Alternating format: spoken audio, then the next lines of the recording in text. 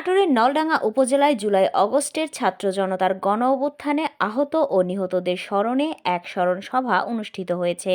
নাটোর জেলা প্রতিনিধি জানান, বুধবার উপজেলা কৃষি অফিসার কেশোয়ার হোসেনের সঞ্চালনায় উপজেলা প্রশাসনের আয়োজনে সভায় বক্তব্য রাখেন উপজেলা নির্বাহী অফিসার রেদওয়ানুল হালিম। এছাড়াও সভায় অন্যান্যদের মধ্যে বক্তব্য রাখেন উপজেলা স্বাস্থ্য ও পরিবার পরিকল্পনা কর্মকর্তা ডাক্তার বখতিয়ার আল মামুন, উপজেলা মৎস্য অফিসার সঞ্জয় কুমার, কৃষি সম্প্রসারণ অফিসার সাজ্জাদ হোসেন। আহত ছাত্রদের মধ্যে বক্তব্য রাখেন শ্রাবণ সরকার, আরিফুল ইসলাম সহ অন্যান্যরা। এরপর গণ অভ্যুত্থানে আহত 4 জন ছাত্রকে সহায়তা হিসেবে উপজেলা পরিষদের পক্ষ থেকে আর্থিক অনুদান প্রদান করা হয়।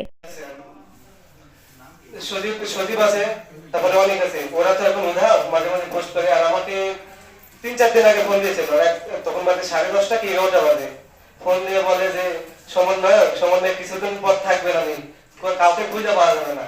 এগুলা যখন বলে তখন আমার মেসেজ বড় ভাই ম্যানেজার আছে, সঙ্গে সঙ্গে তাদের কাছে যাই। যাওয়ার পরে আমি লাউড স্পিকার দিয়ে কি বলে সবাইকে শুনেছে। আমি এটা স্যারের কাছে অনুরোধ থাকবে যে আমাদের যে হুমকি দেয় এটা যে স্যার পরিণত করে, এগুলো আমরা একটু মূল্যবোধ সাবেক নীতি ধর্ম মানুষের নাই যে একটা ছাত্র আন্দোলনে গেছে হিসেবে তার টিকা মারে ফেলে দেওয়া হবে। এটা বড় কঠিন এবং দুঃখের বিষয়। তাই আজকে আমি এই অনুষ্ঠানে আমি সরকারি যে কর্মকর্তা মানে আছে এনাদেরকে আহ্বান জানাবো যে উদ্দেশ্য নিয়ে এই ছাত্ররা আন্দোলনে ঝাঁপিয়ে পড়ে চলেছে সে উদ্দেশ্য যেন ব্যাহত না হয়। আপনাদের দেখতে হবে সততা, নীতি এবং অসহায় মানুষ যাতে নির্যাতিত নিষ্পেষিত না হয়।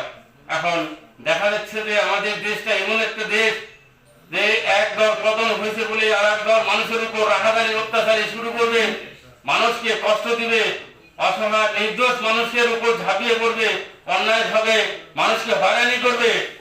এই যেন না হয়। দাবি দেওয়া নিয়ে সরকারের কাছে দাবির প্রেক্ষিতে যে কেউ আন্দোলন করতে পারে, তাহলে আন্দোলন দমাতে এইভাবে যে গুলি করা, এইভাবে যে বেআইনি ভাবে যে কাজ করা, এটা আসলে একটি রাষ্ট্রের জন্য হুমকি। আসলে প্রশাসন যখন দলীয়করণ হয় তখনই এগুলো সম্ভব হয়। আমরা চাই যে আগামী দিনে যে প্রশাসনগুলো কাজ করবে তারা নির্দলীয় কাজ করবে এবং সরকারি আইনের মধ্যে থেকে তারা কাজ করবে। যদি আইনের মধ্যে থেকে যদি কাজ করতো তাহলে বিগত দিনে এই ধরনের ঘটনা হতো না।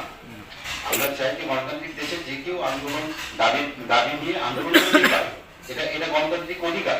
সেই অধিকারের উপর কেন এই দমন করতে সরকার এই ধরনের উদ্যোগ নেবে, এটা আমরা কোনোভাবেই মেনে নিতে পারি না। আমাদের চাই যে আগামী দিনের জন্য প্রশাসন এই জায়গা থেকে আইনের মধ্যে থেকে আইনের নির্দেশনা যেটা আছে তার মধ্যে থেকে কাজ করবে। সরকার প্রধানেরা তো বিভিন্নভাবে নির্দেশনা দিবে, কিন্তু সেটার কি আইন আছে? যদি থাকে প্রশাসন সেটা কাজ করবে, নইলে কাজ করবে না। এই বলে আমার বক্তব্য। এক পাশে ছিল, মাঝখানে আমরা চিপায় পড়ে গেছিলাম। এমন একটা পর্যায়ে ছিল যে আমরা পালানোর রাস্তা পাচ্ছিলাম না, চারিদিক থেকে আমাদের আক্রমণ করা হয়েছিল। তারপরে যাই হোক আল্লাহ অনেক যে কোনো রকম ভাবে সুস্থ ওখান থেকে আসছি, টিয়াশালকে মেশিন খায় কিছুদিন বিছানায় ছিলাম। পরবর্তীতে তো আমাদেরকে নাটোরে সেরকম ভাবে দাঁড়াতে যায়নি, খন্ড ভাবে যে কোনো যখন তখন যেখানে সেখানে আমাদের উপর হুমকি দামকি আসছে।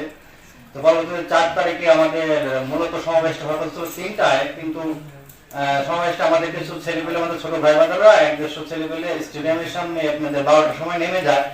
তার কিছুক্ষণ পরে নাটোরের সাবেক এমপি ওপেনলি কিছু অস্ত্র নিয়ে তার পোলাপান নিয়ে আমাদের উপর অ্যাটাক করে, আমাদেরকে খন্ড বিখণ্ড করে দেয়। এবং পরবর্তীতে আমাদের সমাবেশস্থল মাদ্রাসা মোড় 0 পয়েন্ট, যেখানে আমাদের বিকালে বিশাল সমাবেশের ডাক দেওয়া হয়েছিল, সেখানে আমাদের দাঁড়াতে দেওয়া হয়নি। আমাদেরকে যেখানে 2-4 জন দেখা হচ্ছে সেখানে আমাদেরকে চেক করা হয়েছে এবং তখন কেরমকি দেওয়া হয়েছে। এবং আমাদের বিভিন্ন স্কুল প্রতিষ্ঠান বা কলেজের সামনে আমরা দেখেছি আমাদের বাহিনীর প্রধান বাহিনী যেগুলো আছে, যেরকম আর্মি বা বিজিবি, তারপরে পুলিশ বাহিনী, এগুলো সবগুলো দিয়ে আমাদেরকে ওখানে ব্লক করে রাখা হয়েছিল। আমাদেরকে যে ছেলেপেলেদের নাটক শহরে ঢুকবে, আমাদেরকে আপনি ঢুকতে দেওয়া হচ্ছিল না, এরকম ভাবে চেক করা হচ্ছিল।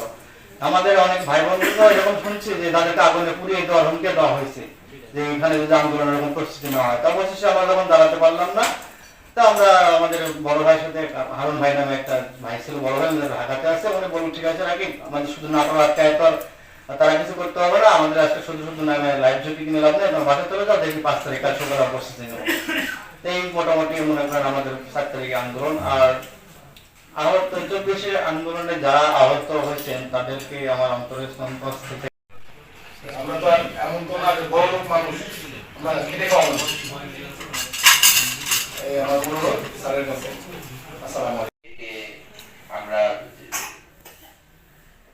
আমাদেরকে যে আপনাদেরকে সম্মানিত করার যে সুযোগটি দিয়েছেন তার জন্য আপনাদের প্রতি আমরা কৃতজ্ঞ। আমরা আজকের এই অনুষ্ঠানের মাধ্যমে আনুষ্ঠানিকভাবে আপনাদেরকে যে সামান্য কিংবা যে যতটুকুই পেরেছি সম্মান প্রদর্শন করার জন্য এই সুযোগটা আমরা পেয়েছি, এই জন্য আমরা কৃতজ্ঞ।